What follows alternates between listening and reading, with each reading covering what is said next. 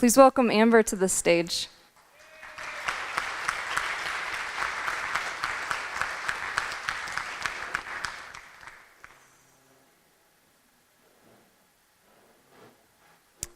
Thank you, Jamie, for that really beautiful introduction. It's an honor to be here presenting to you today. And I'm also honored to be joined by three incredibly talented artists from Vermilion, South Dakota. Keith Braveheart, can everybody hear me? Oh, all right, that's okay. Okay, Keith Braveheart is an artist. He's a curator, filmmaker, painter, and a recent graduate from the University of South Dakota with his MFA in painting. Sandra Kern-Molman is a community-based theater artist. She's a playwright, director, community leader, and professor at the University of South Dakota. And Inkpa is a student at the University of South Dakota studying painting and sculpture, and he is a community leader, organizer, and activist. And these three artists will be working with me throughout the conference to create the mural. So I'm very honored that they're joining me today. A little bit about myself. I grew up in Northwest Iowa on a small acreage with my family. And from a very young age, I knew I wanted to be an artist. And as a young person, my vision of what an artist was, I would imagine a solitary person sitting in a room, working by themselves, creating drawings or paintings that would hang in galleries or people's homes. Little did I know that at that time I was already being exposed to public forms of expression made by my father. He would create these signs that he would install at the end of our driveway so that people passing our house would have something to look at. So the 20 or 30 cars that would pass by each day would have something to look at and think about. And when I became old enough, I would later help him make these signs as well. So after graduating high school, I studied painting for 7 years at 2 different institutions. And after that time, my idea or notion of what an artist is and their role in society remained relatively the same. I had to travel to Tonkawa, Oklahoma, a town of 3,000 people, with the muralist David Lowenstein, to be introduced to community-based art for the first time. Dave Lowenstein, along with Mid-America Arts Alliance, developed a project called the Mid-America Mural Project. And the idea of this project was to create a community-based mural in one town within each of the 6 states that Mid-America Arts Alliance supports. And this project was supported by various different grants and funding organizations, so it didn't matter how big or small the community was or how economically wealthy they were, any town would be eligible to apply. So I, along with my colleague Nicholas Ward, were invited to be mural assistants on this project. And for each of the projects, the mural team, Dave, Nicholas, and I would travel to that town and live there for 3 months to invite the community to come together to tell stories, to imagine, design, and create a mural that would represent the people living in that place. What we found to be true in Tonkawa, Oklahoma, was that there were incredible stories that existed within that town that were largely unknown, even to some of the residents living there. And several of those stories would find their way into the mural that we created there. Engaging stories and cinematic moments made us quickly realize that what we were experiencing needed to be captured and shared. And not only the stories that people were telling us in those communities, but also the process of creating community-based work in rural communities and in smaller rural areas. So we started documenting the process as we were creating the murals. And through that process, we created the documentary film Call to Walls, which will be screening tomorrow evening. What does it mean? How do we represent ourselves in a mural? how do we represent our stories and the things that matter most to us in public art? And this can be a difficult question to answer because oftentimes we're being represented by other people. And oftentimes it's in the form of advertisements, which are oftentimes telling us to buy something or go somewhere or to be someone else.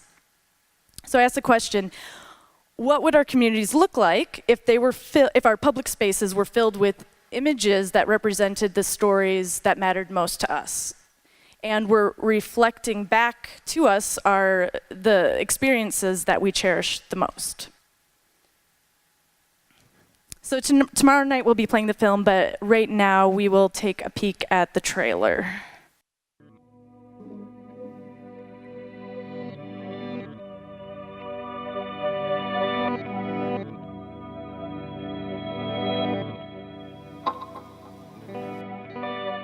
It has become more relevant to me now than it was 3 months ago.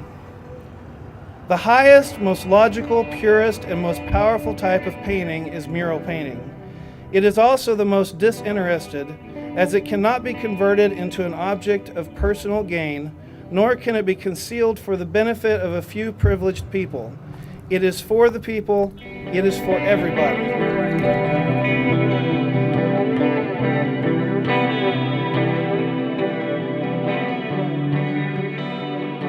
We're partnering with people in the places they live to amplify their voices, concerns, challenges, and aspirations in a way that's really publicly accessible.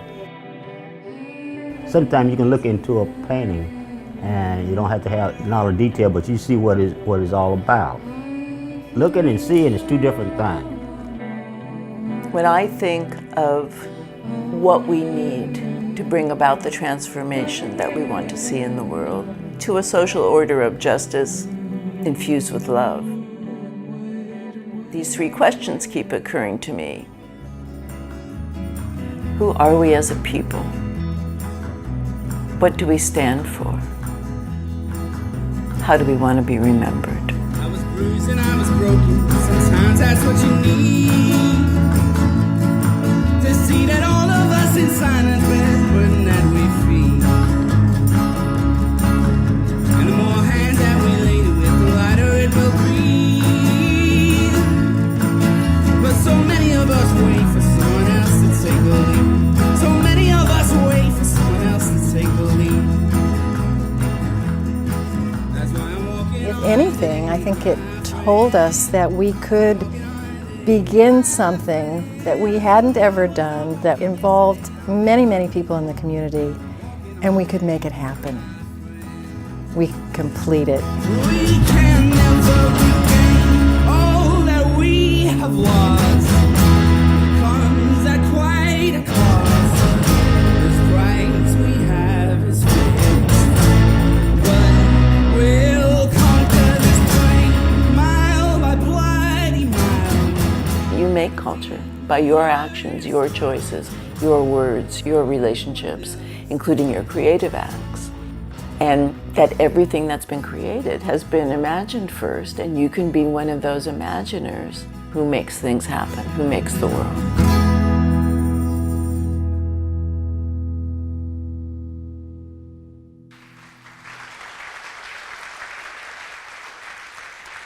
Thank you. So tomorrow night, if you'd like to see the whole film, we'll be playing it here in Mitchell, South Dakota. So right now, we would like to invite you to partake in the process of creating a community-based mural right here. And looking at everybody in this room as we are a community right now. And we invite you to participate in a workshop that we'll be leading for the next 45 minutes. And through this workshop, we will be collecting ideas and telling stories, and all of the information that you share will be collected, compiled, and will be woven together to inspire a new mural that we will have hopefully completed by tomorrow. So this is just to give you a taste of what that design process could look like in a very small way. most times we would have a longer amount of time to be together, and we would be able to hopefully meet 3 or 4 different times. So this is just an introduction of what that process can look like. So to start off with, I would like you to imagine that the people sitting at your table are your new community. So perhaps some of you have come from different places, but the people sitting at your table will be the people that you will be working together with. And I would like you to imagine what parts of your own community do you value or cherish the most? So what within your own community or the place that you live, what is it that you value or cherish the most about that place? And as you're thinking about that, what I'd also like to invite in each of your groups, I would like to invite one person to volunteer to take notes. So could you do that right now? If somebody at your table could raise their hand and volunteer to take notes, that would be wonderful.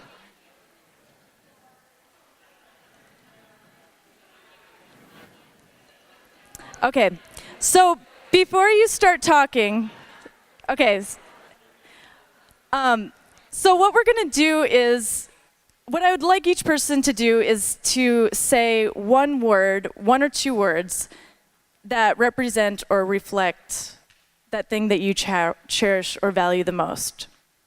So, and the mural team will start us off in that process.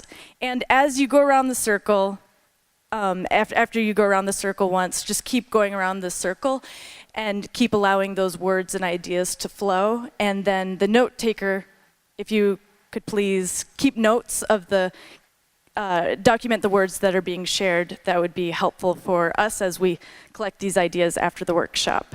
So to start us off, the word that came to me while listening to Tuesday's talk was trust. Relationships. Quietness. When I think about community, I think of continuum. Quiet summers. You get the idea. So that's something we'll do for, let's say, 3 minutes. And if you're at a smaller group, if you'd like to relocate to a table that has more people, that's understandable. So have at it. I just wanted to leave some time for any group, if you have ideas that your group has come up with that you'd like to share, I would like to take this time to share some of those ideas. I've been hearing about some of them, but if there's any group that would like to share some of the ideas that you've come up with, just raise your hand and I'll bring you the microphone. Is there anybody? Yeah.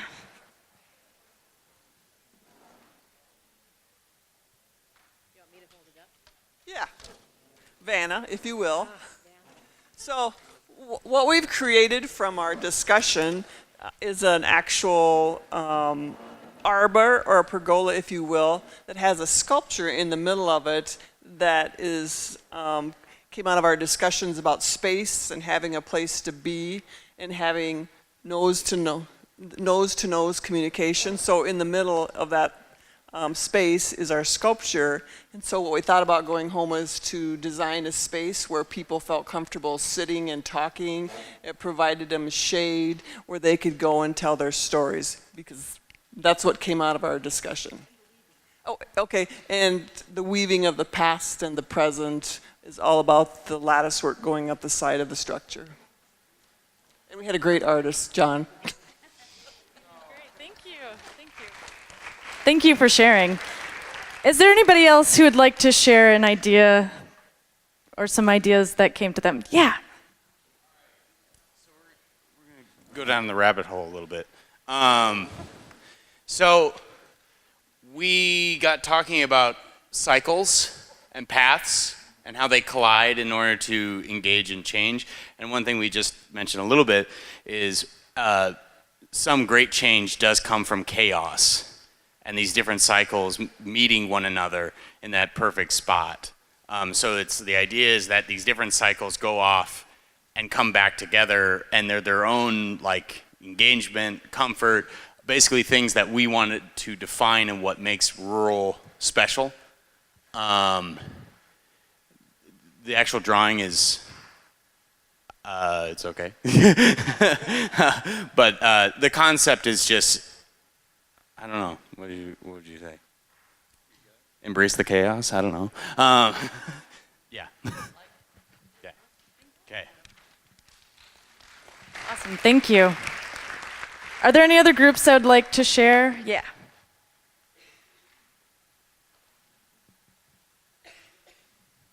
So we went with a collage type process of a winding river. And because the water means so much in a variety of ways, it can symbolize being adaptive, being a risk taker, going around those corners of the river and not knowing what is coming. We realize the water nourishes many of our communities, as well as helps agriculture thrive in our state. But then we also realize that there's flooding that can happen and damage that can occur. But through that damage, you can also have new soil, new opportunities for the communities to come together and rally around what the river is in their community. We also talked about, if you don't care for your river, you could have toxins or other things in your river. So it really means that you have to look at it as something that is living and moving and a part of all the things that you do in your community. And it also does nourish life and create energy, which is all things that we want to have continuing in our communities.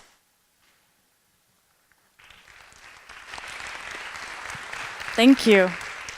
Is there any other group that would like to share? Maybe we have time for one more. Yeah.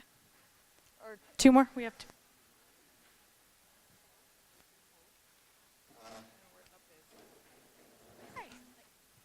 Hi, I don't know where to stand. I'll go back here. We went through and talked about the pieces that we would cherish and value within the community. We decided to break it down into something that represented something of most importance for each of us, since there were 6. So having the opportunity to come together, we thought, well, maybe there could be a community table of sorts.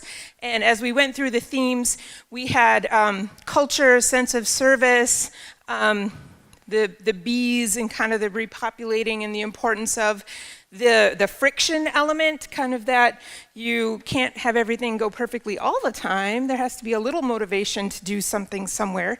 The respect for history, I know I'm looking through the back.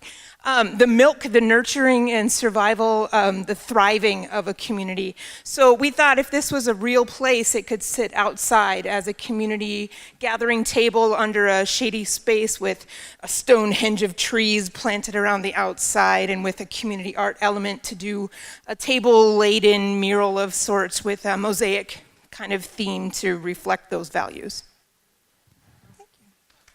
Thank you so much. Thank you for sharing. Would this group like to share quickly before we... Sorry, I saw your hand earlier.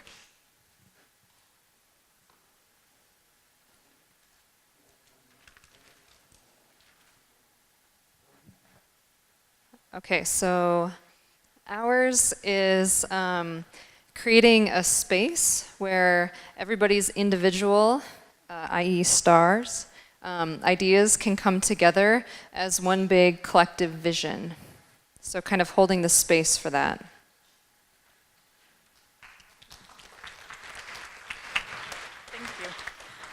Thank you, everybody, for sharing. I just want to remind you that all these ideas we will be collecting and compiling, and we will be creating a mural from them. So if there's something on your sheet that you feel is missing, or there's something that's really important, you can circle it or really indicate that that's something that's important to you. And again, I just want to thank you for participating in this workshop. We're going to be creating the composition this afternoon, and hopefully we'll have something that you can paint on tonight. And if not, we'll be painting on it tomorrow. So if you see us painting on the mural, you're welcome to join in that process as well. And you're welcome to share stories with us as we're painting. So this is an ongoing process that you're invited to be a part of. And thank you again for participating.